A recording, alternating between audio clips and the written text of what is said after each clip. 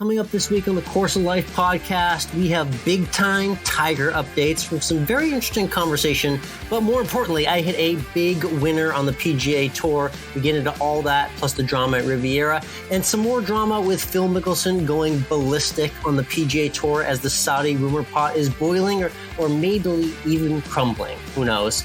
Plus, we're tuned into a friend in a new movie and a new series as well. This week's guest, really cool find and business network from the PGA show, and Peter Ashley from Cava Mobile, plus everything we're tuned into with the NFL and NBA, and we always end with food, all brought to you by our friends at Club Dr. Golf. Mike just played last weekend, and I can't stress this enough, the range routine of just hitting the club and then spraying the Club Doctor spray, cleaning off your clubs while you warm up. It's a tried and true thing, and I loved adding it to my pregame routine, so you should too. Club Dr. Golf is the #1 golf club care solution.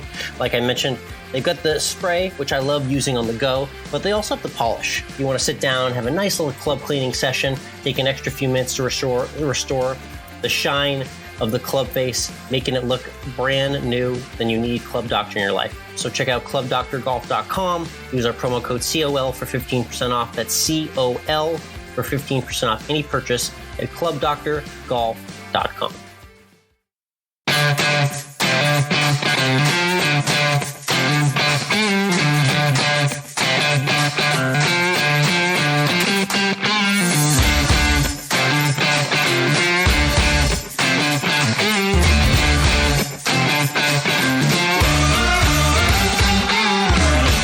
Interwebs, and welcome to Course of Life, part of the Morning Read Podcast Network. We are proud to be presented by our friends at Desert Fox Golf, Tosi Snacks, Club Dr. Golf, and Volvic. I'm Michael, he's Alex. And Alex, it was a lot of fun out there at the Pacific Palisades for the Genesis Invitational, the tournament hosted by the one and only Tiger Woods. And included in this tournament also was almost every single golfer with the name Cameron, and they all made the cut. And I really feel like this is the lead story that we need to be talking about. Okay, so wait, I'm putting myself on the spot here. We didn't talk about this earlier. So we had Cameron Young, had an amazing finish. Yep. Okay. He did. Let's see, Cameron Tringali, I'm guessing, yes. Probably made the cut. Yes. Let's see, Cameron Champ, the Australian. Yep. And then, hold on, I got it. Cameron Davis as well, too. Am I missing any Camerons here? You are missing another Cameron. You're missing the other Australian, Cameron Smith. Oh, man. The one who's probably ranked the highest, too, of all things. So yes, 4 to 5. Yes. Not bad. But regardless, Cameron's really flooding the leaderboard there at the Riv. It really was. And of course, so they stole the show, but let's talk about everyone else who played there. In particular, let's talk about someone who we've been maybe trailing for a while here. I think last season you were on him hot, and finally Joaquin Neiman put in a winner for you this year. So you get put up on the board first here in February between the two of us. You. How does it feel to know that my guy Morikawa put on one hell of a chase, but Neiman just was able to hold on for this wire-to-wire victory? He just phenomenal.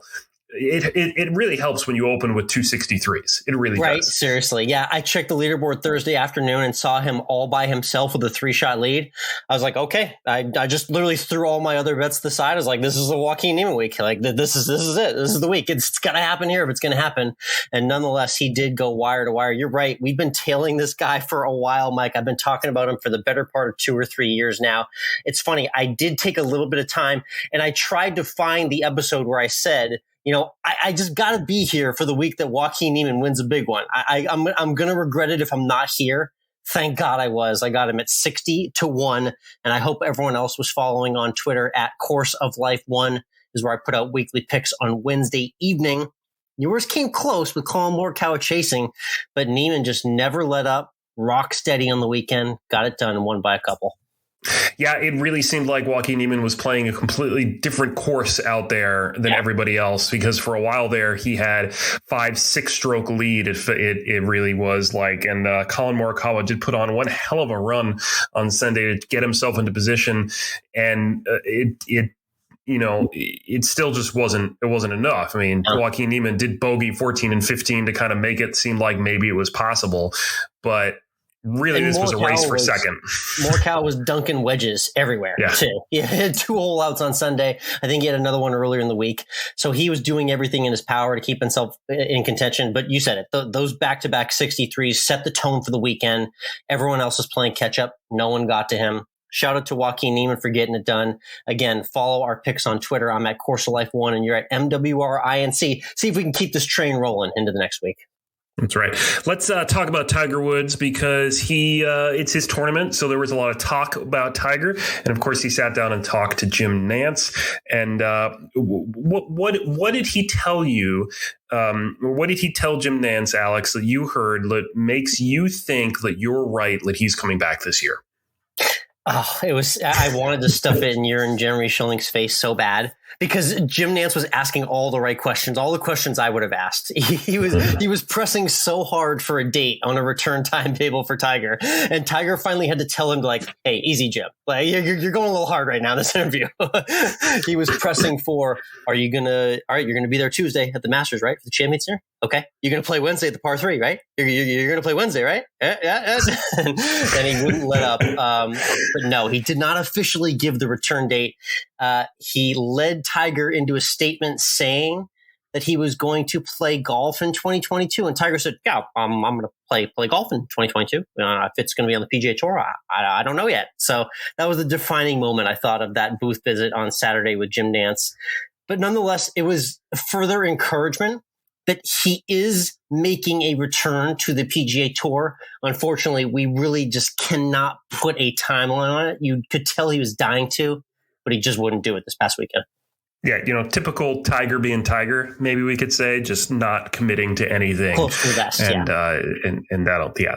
that's just how Tiger is. I still don't think we're going to see him on the PGA Tour playing competitively in 2022, and I will stick to that until I am dead in my grave. I like the Jeff Ritter estimate from last week's episode. St. Andrews, the most walkable course, maybe the entire year, flat course that he loves, that he has a lot of history on.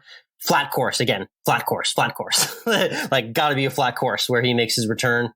So that's my optimistic thought, but Tiger not willing to even go there. So we'll just see what happens in the weeks ahead.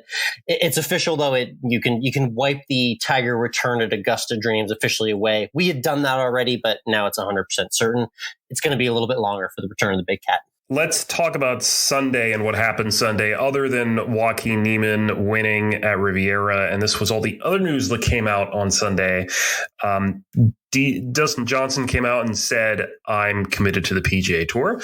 Bryson DeChambeau came out and said, I guess I'm committed to the PGA Tour. Oh, wow. And then, of course, during the week, we got the news that Phil Mickelson paid money to make sure the Saudi Golf League at least would have some sort of potential light at the end of the tunnel so that he could get the PGA Tour to open up their wallets and give him even more of their money that he has already taken loads of, because he's a greedy mofo.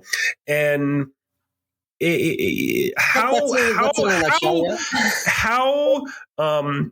I'm trying to formulate the right question here.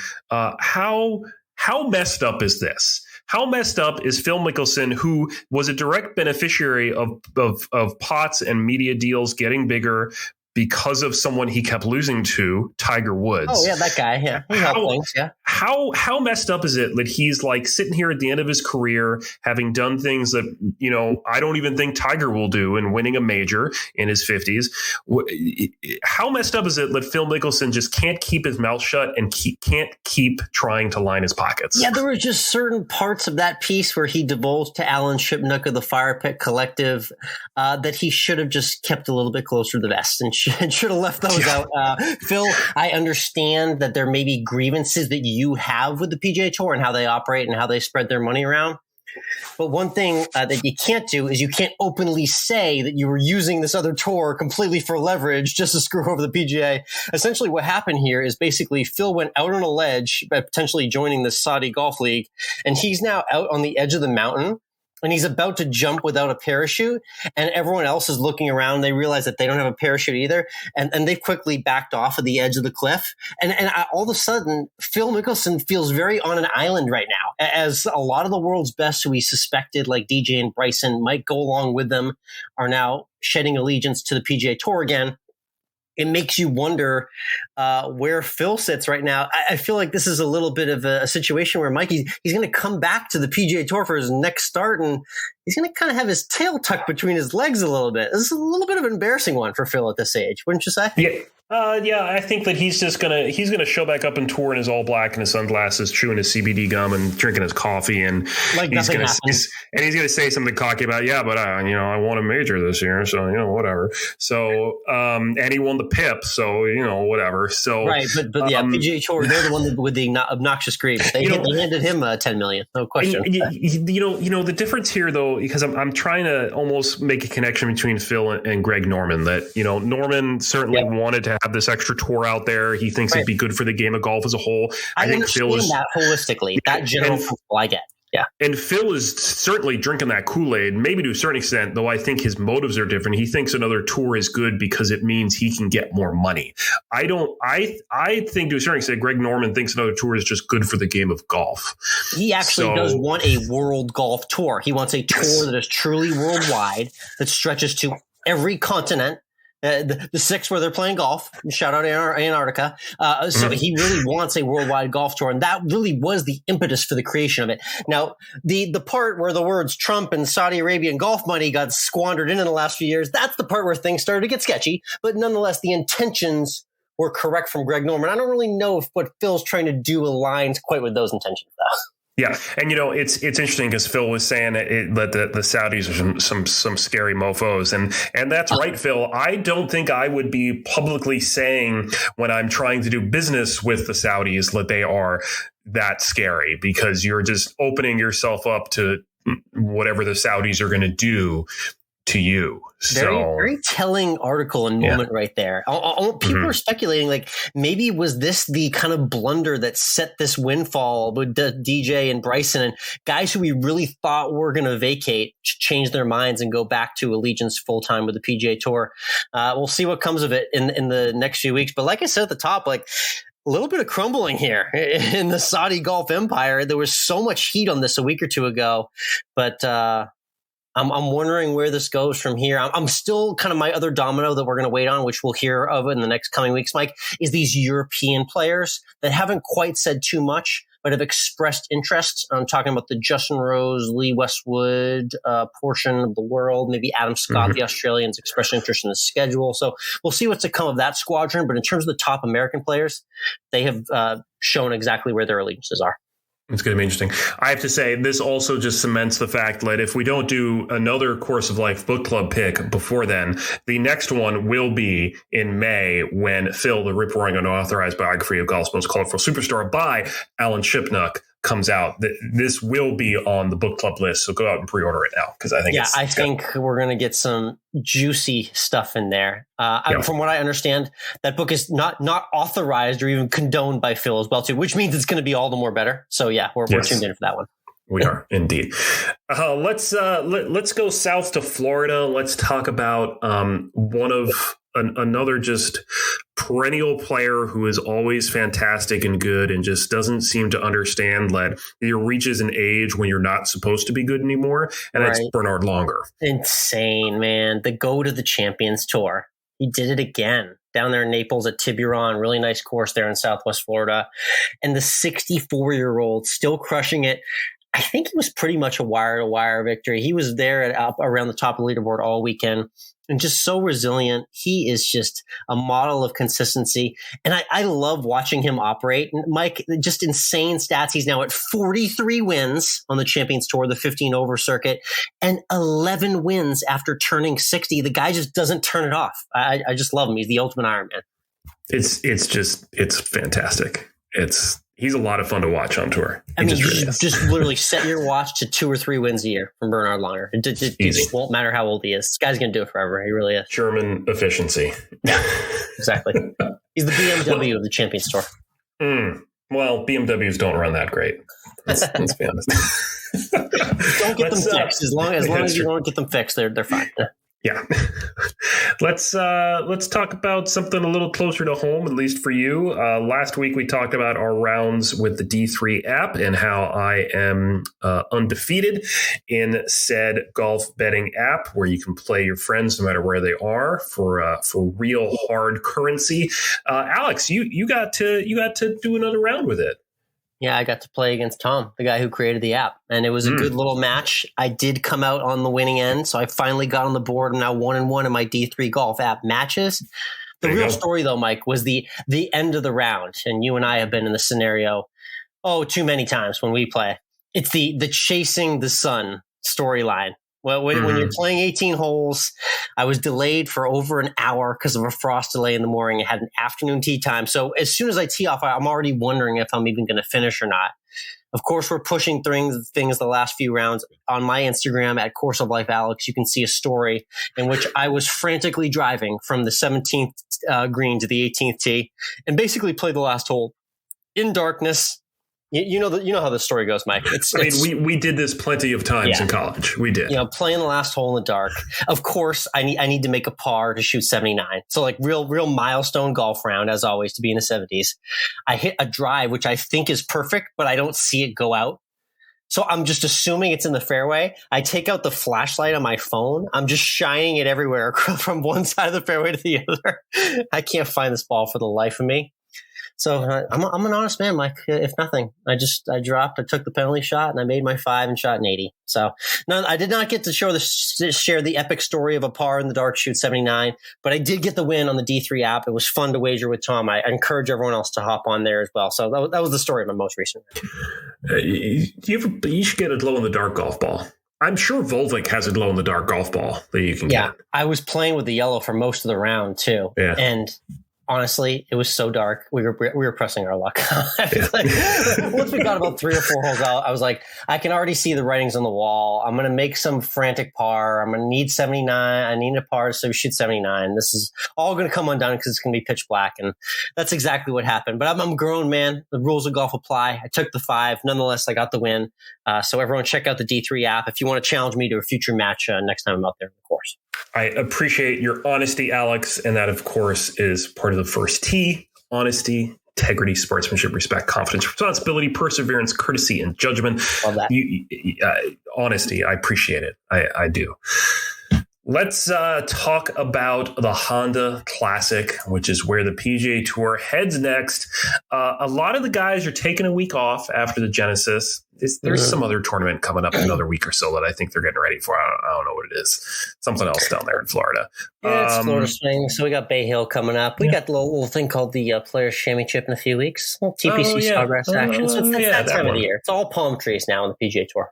So what do we think with this field out here? Tommy Fleetwood is in the field. Daniel Berger is in the field. Cameron Young, co-runner-up from the Genesis, will be here as well. What are we thinking? Who's the favorite might here? Be a decent trail, actually. I got to check out how Fleetwood did last week. He's a name to consider.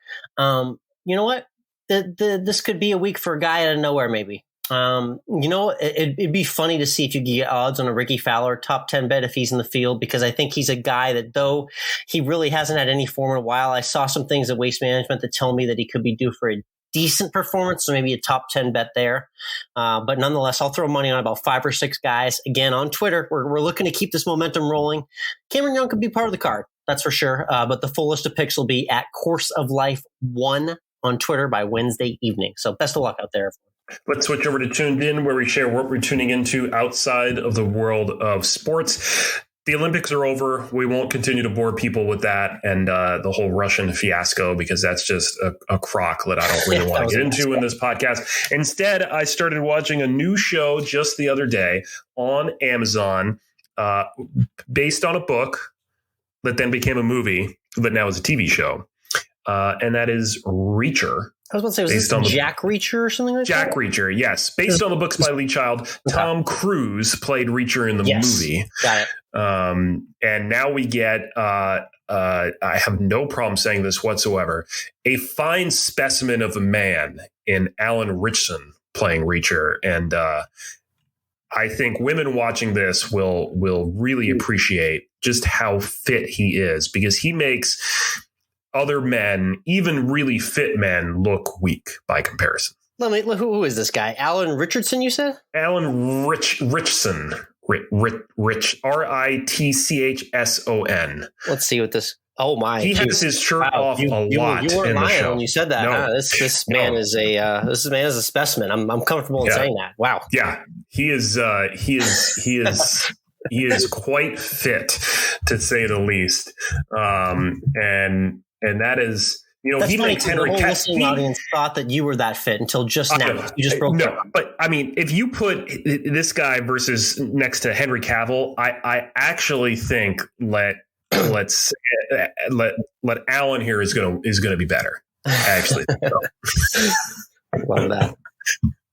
But two episodes in, it's got a good mix of humor. It's good, some good fight scenes in it. It's kind of a detective story that we're seeing here. A lot of intrigue, a lot of things going on in back alleys and stuff like that. So it's on Amazon Prime. So Reacher is what I'm watching right now. Love that. Nice. Cool. I'll do a quick shout out to a friend of the show who we remember having on recently, Johnny Dowers. Remember the actor who I met in Los Angeles at the Mammoth Media Institute? Yeah. Yeah. So Johnny's been in a lot of things, as we documented. You can check out that interview in our archives from about a month or two ago. But exciting stuff, Mike. We're going to be tuned in this weekend, this Friday. Big screen, digital, on demand, streaming, release all the way. Johnny Dowers is in a new movie called Gasoline Alley. It stars Bruce Willis. It stars Luke Wilson. That's right. I'm talking about The Godfather from old school. That Luke Wilson and many others. Johnny Dowers is in the movie. Little behind the scenes for you, Mike. You want a little behind the scenes from the actor himself? Sure. Yeah, definitely. Okay. So big time action thriller, classic Bruce Willis doing crazy things in the movie. So all you need to know about Johnny's character is he plays a truly shady dude named Erasmus. Okay. This is direct from the horse's mouth. Johnny told me this. He moved to Hollywood to be a screenwriter, but winds up adapting graphic porn novels into porn film scripts for the bad guys in this film. He winds up connecting the hero played by Devon Sawa with the bad guy played by Bruce Willis. Okay? So it's a Hollywood murder mystery with human trafficking and cartel angles, like edge of your seat type of stuff right here with our friend Johnny Dowers, coming out this Friday, available everywhere. I'm definitely going to be tuned into that one. Interesting. Yeah. Lot to work with there. So I'm excited. Gasoline Alley. Gasoline Alley is the name of it. Check it out. Streaming, theaters, the whole works. And look for Johnny and send us your pictures if you see Johnny in action, because I'm sure going to be tuned in to see his lines as well. Let's get into this week's guest. Alex, we're still talking about your time at the PGA Merchandise Show in Orlando, because you literally just took people that walked past you, pinned them to the ground, and stuck a microphone in their face. Yes, there were several conversations to be had in all sorts of different directions from all walks of life. This one proved it too. Wanted to show this to our audience for just a little bit of a conversation from left field, lots of business networking opportunities, and it was neat to connect with Peter Ashley just through the grapevine and all the connections I made at the show. Very neat conversation about business, technology, workforces, just kind of everything going on in the world in 2022. We'll get into that conversation in just a moment, but first, let's talk about the Volvic golf ball. Alex, you were using this ball when you almost shot a 79, right? I was, and it was great. One of the great things about playing winter golf in Texas, especially like within when you're within a week of a freeze, is that every drive goes 1,000,000 miles. So I felt like a pro. I was hitting wedges into every par 4 all day, which is not the norm for me. And the XTC Soft was absolutely flying, exactly the way I intended. And listen, it's a bright ball. It will glow in the dark up to a certain point. We can't guarantee a level of glow, but we can guarantee it's easy to find. That's for sure. Yeah. I mean, it also makes it easier to find when you have a ball that does what you want, so you don't have to, look in the rough as often. But if you do have to look in the rough, it's bright and it's easy to find.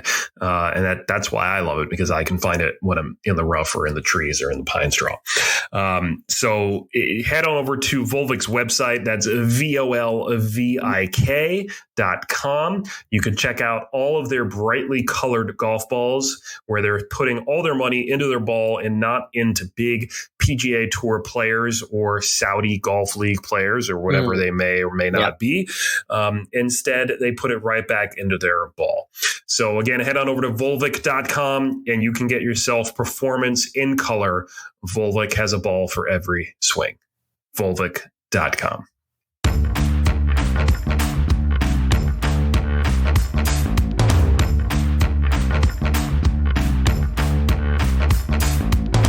Next up on the tee here, Course of Life live at the PGA show. It's good to make new connections here. That's exactly what this trade show is about. I'm glad I could connect with our next guest. It's Peter Ashley joining us from Cava Mobile, here to tell us a little bit about what they have going on, what they're doing here at the show. Peter, how are you doing today? Doing great. Thanks very much, Alex. Nice to meet you and form new connections as well. Absolutely. Glad to hop on. I'm intrigued by kind of what Cava is doing specifically for the employee experience. That's something that has changed a lot in the last couple of years, not just in golf and sports, but just in everyone's world.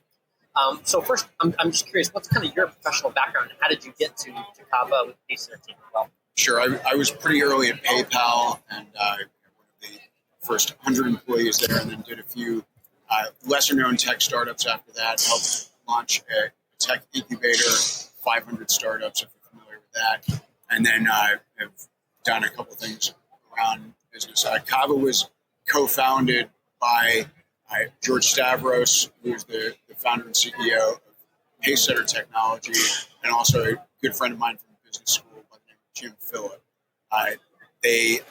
They had heard from a lot of the general managers at the clubs where Pacesetter's embedded, and then also from a lot of the executives who are members of these clubs that as much as Pacesetter is able to give this extraordinary member experience through their mobile application, could Pacesetter do that same type of thing for the employee experience? And so about a year ago, they duplicated the Pacesetter code and had some product and engineering folks tweak it and make it more appropriate for the business environment. So I came in and took that product, and just as basic business strategy, we're looking at different verticals where we can play. We're starting with the layup. So, for instance, there was one of the members of the Vaccaro Club where the Pacesetter app is embedded.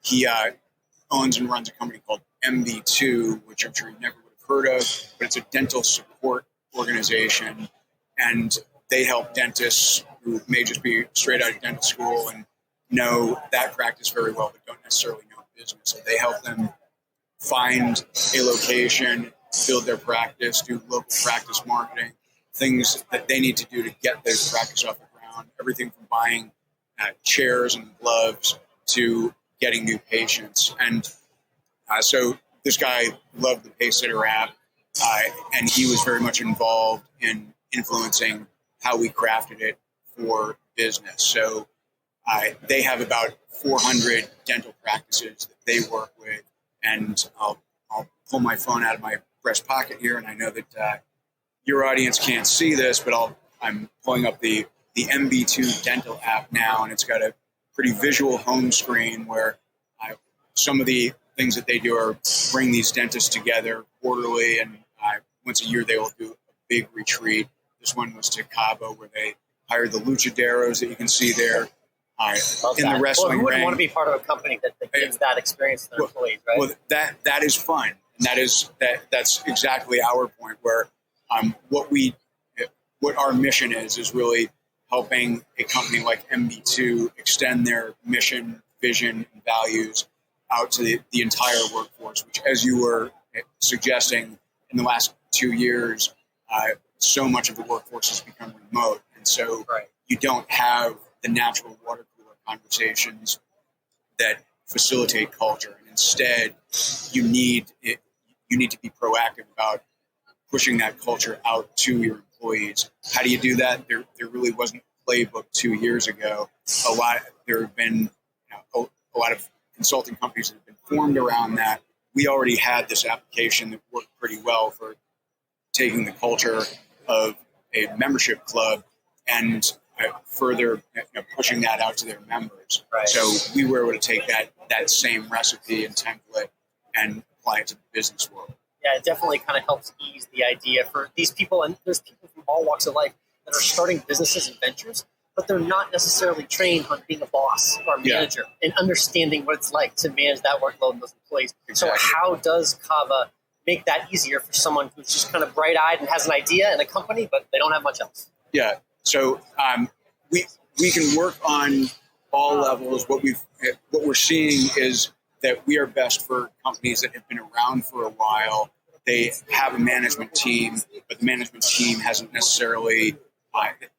They have a culture, but they are struggling to permeate that culture throughout the organization. Right. And we can give them the tools to make it easier for them to do that. And so another application that I'll show you is a company that is out of the construction space, a company that's nearly 1,000 employees out of New Jersey called Torcon. The work that they do is all focused around their mission. So it's a construction company. The projects that they do are hospitals. They're at universities. They've done a cyclotron. These are all projects that to the company are very meaningful. And what's very important to them is that to the community in which they're doing this work, it's going to be meaningful. And but that's not necessarily the kind of thing that you'd understand from reading their website or showing up for an interview. So we helped Torcon build, again, there's a pretty visual homepage where they're showing some of the projects that they're doing right now. And they can change that home screen on a pretty regular basis to highlight the newer, more interesting projects that are going on. And then with Torcon, one of the things that they needed to do was recruiting. And they knew that the best recruits are going to come from their best employees. And their best employees had formerly needed to fill out a form, send it to the right person in HR, or find that person in the hallway somewhere. Now we make it really simple for an employee who might be out at a bar on a Friday night, is talking with somebody who's also in the construction industry and loves what they're hearing about Torcon. Well, that employee can just pull up their phone and show them about some history of Torcon, and then they can invite them to join the company, learn more about the company. That friend will get a version of the application that's different from the Torcon employees version, but it's focused on educating somebody that may be interested in construction but knows little about Torcon. And then it also gets into specifics such as where our offices are, what the dress code is, what the hours of operation are. And now, once that prospective employee has the app on the phone, HR has a communication link to them where they can do direct communications. If it's something that's really important, it can show up on the top of their screen, such as your appointment starts in 10 minutes, or if they just want to say, hey, we did some photographs of a project that we completed a year ago. We'd love you to see those. Yeah. That's not as important, so they can find that in another area. No, it's that instant networking connection, because usually that started with a big conversation saying, yeah, I'll go talk to somebody. And then just, we don't really know where that goes, but you're able to really make that happen very fast and help grow workforces. Let's talk about how the last couple of years have kind of changed that communication, that culture. Obviously, a lot of things move remote, and there's this little feeling that when things move remote, we're connected, but we still don't feel as communal as we used to. How does Cava kind of keep that community feeling within employees as well? So there are many different ways that we do it. But first, as you said, pretty much every company is dealing with a remote workforce that they had no idea before. So we have features on the application that help access information that may be a little tougher to access when you're outside of the office. So we basically recreated the company intranet on the phone, but it's also a company intranet that we recreate, and we do it in a way that's very similar to other navigation that the user is already going to be familiar with on the phone. So they already know how to navigate this app before they've ever opened it. You talked about communication. So there are a lot of different communication tools. I think most would agree that email is a used and abused vehicle for communication, and that 90% of the emails that I'm getting are something that are not for me or delete it. Exactly. Yeah. Or at least I might read it on a flight, but I just don't have time to do it now. So we make it very easy for an employee to start a communication channel, and it may be a channel that's created for 10 people that are working on a specific project, or it may be 5 people that like to get together at this bar on Thursday evenings, or 4 who like to play tennis every other weekend. And it's really simple for the employee to create and manage that channel. And then there are other vehicles that HR or the company can use. We also make it super simple and very casual for the department head or the CEO to take a video and just say, hey, I wanted to congratulate these folks for what they accomplished last month, and talk about our big focus for the coming month and what we hope we're going to achieve this year. It's a casual conversation, not unlike ours, and the CEO can take it, right from the phone in their office or car. That's awesome. The really cool thing that it does is it makes employees feel like this is legit, like they're wanted, like there's actually really some significance to what I'm doing, and sometimes that contact can get lost in translation. So I appreciate what Cava is offering. So you're here with Cava, which is going through Pace Center technology, and you're here with this golf audience now at the PGA show. Curious, what have been your impressions on the show and networking specifically the business of golf? So the show's pretty impressive. This is the first time I've been to the show, so same. Yeah. My understanding is it's half to 2/3 of the exhibitors. Boy, this is half, man. Yeah, what it's huge. Like? Yeah, but it's a great group. I've made some interesting connections that I had no expectation for, and the people that have made it here are obviously very motivated to be here. At Cava, we're not necessarily talking to the GMs that are coming through here, but I look around at all these companies that are exhibiting, and every one of them is a prospect for Cava. So anytime I can have those conversations, I embrace it. That's awesome. What's the state of your golf game? Do you play much at all, or when's the last time you hit a course? I'm kind of horrific. So kind of horrific. I like that. Kind of horrific, but I'm in a company where so we did the talk about extending the culture. We had a golf outing and fundraiser a couple of months ago that I was in town for, and I was definitely the dead weight in my foursome.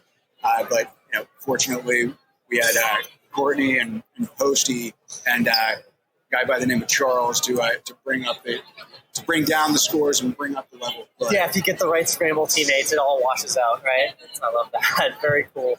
Peter, thank you so much for connecting with us. The final question we love to ask our guests, which I'm sure you can relate to. You may not be great on the course, but I know we all enjoy the 19th hole, right? So when you get done after a long day, whether it's work or play on the golf course, what's like your go-to meal and drink that you love to order after a hard day's work? Well, it's usually dependent upon the ambient temperature. So if this is in the middle of the summer, I'm probably looking for a margarita and some nachos. This time of year, granted, you're going to find me less on the course this time of year, but a glass of red wine and a nice steak is also pretty appealing. Can't go wrong with red meat and red wine. I love that. And thank you for the Texas shout out with the nachos and the marg. Always appreciate it. Peter, Ashley, thank you so much for hopping on the Course of Life. Alex, great to meet you. Thank you very much.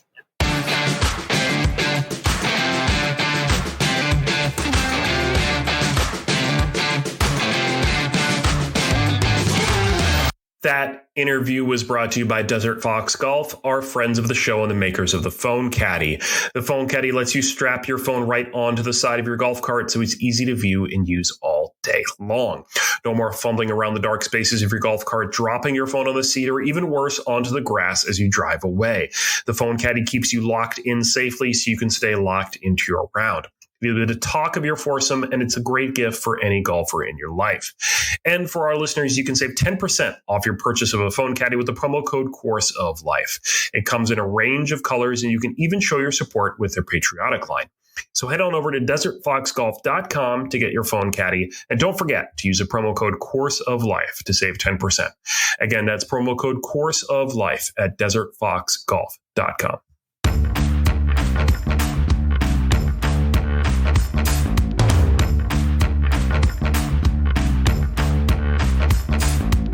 And we're back. Great chat there with Peter. Alex, is this it? Was this the last conversation we're going to hear from your time at the PGA show? Is this it? Honestly, I probably could have gotten 10 more, but man, it makes me realize how hard I was hustling in 48 hours there. But yes, it appears like that may be one of our final conversations coming from the PGA show week. I want to thank everyone else who I got to connect with, from Mae Brennan to Dr. Byrne. All sorts of people we'll definitely have on the pod again. But yes, lots of connections, as you could see, from all walks of life made at the PGA show. And if you liked what we did there at the PGA Show and want us to do this again, we need your support. And really all I'm asking for, I'm not asking for money, but if you want to give us money, I will take all of your money, literally all of it. Even the stuff you think I don't know you have, I will take. All I'm actually asking for is you to hit that subscribe button and like button on the podcast app that you're using right now, just to show us your support that way. That's all I want from you. That's all I want. But in the meantime, let's talk about football. Yes, football season is over, but I just think it's really interesting to find out where my former head coach, Joe Judge, former head coach of the worst in the NFL, I don't care what the record actually was, worst in the NFL, New York Football Giants. He's now a coach for your New England Patriots, right? Is he taking over for Belichick? Belichick's going to retire, and he's going to take over for Belichick, right? I mean, not quite that evil, but hey, you might be saying something in the future that's going to happen. Scarily. I mean, this headline absolutely blew my mind. So one thing, if people don't already understand this about Bill Belichick, the legendary coach, is if he's nothing, he's not probably one of the cheapest people in the entire existence of the planet. He's the most well-paid NFL coach, but he gives absolutely nothing to his assistants. So he's got it in his head this upcoming season that he may not actually have like a literal defensive coordinator and offensive coordinator. Well, why? Oh, because he doesn't want to pay them what a coordinator would make in today's NFL. So he just hires a million assistants and calls them consultants and whatnot. You'll never believe this, but he's decided not only to take in Joe Judge after that horrible run in New York, but apparently we've decided that we're going to have Joe Judge coach the quarterbacks. So after all the wonderful work that Joe Judge just did with Daniel Jones and the Giants offense, he's now going to impart that wisdom with a giant question mark to Mac Jones and the Patriots offense. I got to get your thoughts on this one. That was an all-time head scratcher headline that came out this week. Alex, I'm so excited to have you join me in the bottoms of the National Football League, in the swamp, as we revel in our inadequacies together. Yeah, this is a full-on infiltration. I feel like you're doing this to me. Like, what? I did not ask for this. I do not want Joe Judge coaching Mac Jones. I don't want him imparting anything on my precious rookie quarterback who looks so great.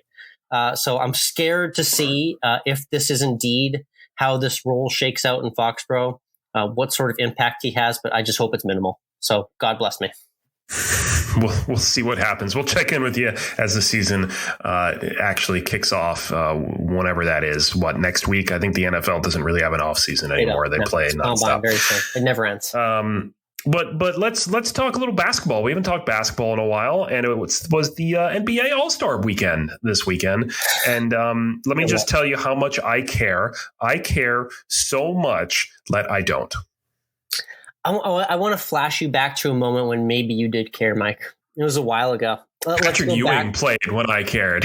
Let's go back to the dorm rooms in 05 and 06. Yeah. When the Celtics were good. Yeah, when they came out of nothing. Well, that was a little after that. The NBA All-Star Weekend has changed so much from the time when you and I would watch together from now where we are in our lives now. And the NBA All-Star Saturday night used to be so amazing. You and I watched dunk contests of the past where 5'9" Nate Robinson beat the field and won the dunk contest. You remember Dwight Howard putting on the Superman cape and jumping on a 12-foot hoop. Mm-hmm. You that was remember pretty Blake epic. Griffin dunking over a Kia, like he actually jumped over a car. Yes, These were I do remember memories of the dunk contest, and they are all gone. The dunk contest is completely dead, Mike. You would have been ashamed to watch what happened on Saturday night. There were 0 perfect scores. There was no thought put in the dunks. You couldn't have recognized anyone who was in the dunk contest, and it was just a very depressing night. All the legends were there to watch an absolute fart of a dunk competition. That's my official eulogy. I don't know, Mike. You know how heavy I am into NBA All-Star Weekend, but that one had me questioning things. So I think I'm burying the dunk contest for the immediate future.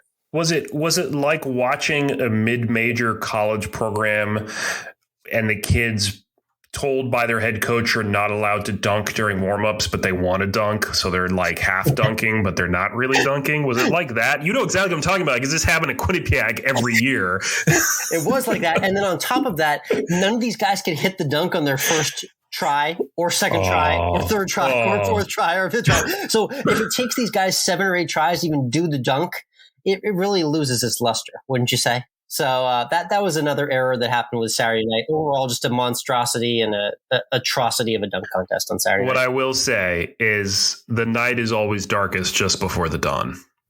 So okay. I appreciate the optimism. You know, maybe my turnkey thought is we need to just go PGA Tour. Just go pip with it, and we need to just start shelving out money for the top players and just force them to be in the dunk contest. Because these guys don't get enough money as it is. Yeah, exactly. They don't get enough as it is for their year-to-year contracts. You know, the top players are only making between 30 and 40 million a year, so we got to throw them another couple million to make my All-Star Saturday night a little bit more entertaining. If that doesn't happen, there's really no future for the dunk contest. 30, 40 million a year. Jeez, we really were not gifted at birth. We really weren't. Yeah. It's really sad. Yeah. Let's hashtag always end with the food. Yes, sure. Brought to you by Toasty Bites, makers of Toasty Snacks, Super Bites, and those. I love the Toasty Pop snacks as well, too. Just very convenient, on-the-go, healthy snacks. Check out toasty.com/COL, promo code COL20. I'll lead off because I went somewhere that I haven't been to in over a decade, Mike. A chain restaurant for the ages that we all know and love. Talking about the Cheesecake Factory. How long has it been for you since you last went to the Cheesecake? It's been several years, but I think that if I, to put it into a measure that people may be able to understand, I think I've been gone from Cheesecake Factory long enough to be able to read the entire menu once. Yes, that's right. Great update. COVID has not taken any cuts to the Cheesecake Factory menu. That is one menu that has stayed as large as it is. So shout out to the Cheesecake. I should also specify, I'm talking about just the cheesecake portion of the menu, not the food portion of the menu. Still three pages devoted to cheesecake. You'll be happy to know. Yeah. And the other 15 were devoted to all the food items they have. It's a wonderful array of amazing entrees from every part of the globe imaginable. We had some amazing buffalo blast, which I posted on Instagram at AlwaysEndWithFood. My wife had an amazing Louisiana pasta dish. I had just one of those gigantic, juicy burgers with all the toppings in it. You can't go wrong there. And we're still munching on the cheesecake to this moment as I talk with you right now. Wife went with the Oreo, and I went with the chocolate caramel, aka the Snickers cheesecake. What cheesecake would you usually go with at the factory? Well, I think I really only ever went to Cheesecake Factory maybe 2 or 3 times in my off time, because the only one that was near me, as you will know, was the one in Burlington, Massachusetts. Shout out to Burlington. So it was at least an hour drive to get down there, and then an hour wait to get in. So just not somewhere I ever really went. That said, as a cheesecake fan in general, I am a New York City purist. So I want just good old fashioned cheesecake with a graham cracker crust, and I want either cherries or strawberries on top. Yep, there were both, and they had a raspberry option as well too. So the variety is still flowing aplenty at Cheesecake Factory. It was good to make the return trip. What was on your food docket this past week? So I had a pretty busy cooking weekend in general this weekend. We ended up delaying our Valentine's evening dinner. Oh, the humanity. A week I know. Well, we just got too busy, and we do not feel bound by the limitations that the Hallmark Channel has put upon us and told us when to celebrate these holidays in which we show our love for each other. So instead, we delayed it and showed our love for each other on that night. So I made focaccia. It's the first time I've made focaccia. Which, been too long for me on focaccia. How did it go? How was the flavor? How was the rise? What's the review? Oh, it was fantastic. It was perfectly crispy and oily and delicious in every possible way. And it went great with the almost 1.5 inch thick ribeye steak that I got to go with it. For the first time ever, I did a reverse sear method on. I've never done a reverse sear, so that was fantastic as well. Nice. And we wrapped it all up with brownie sundaes. So gluttony at its finest, right there. Yeah, what a meal for a king and queen that is, right there. Yeah. I know. That's what we are. We are royalty, and if anyone says otherwise, I will behead them. Yep, that's right. And royalty not bound by the constraints of the Valentine's Day calendar as well, too. Exactly. Just know that. Exactly. Love it. That was #AlwaysEndWithFood, and a wrap on another great edition of The Course of Life. Thank you for everyone tuning in. Please be sure to subscribe, and we'll see you next week.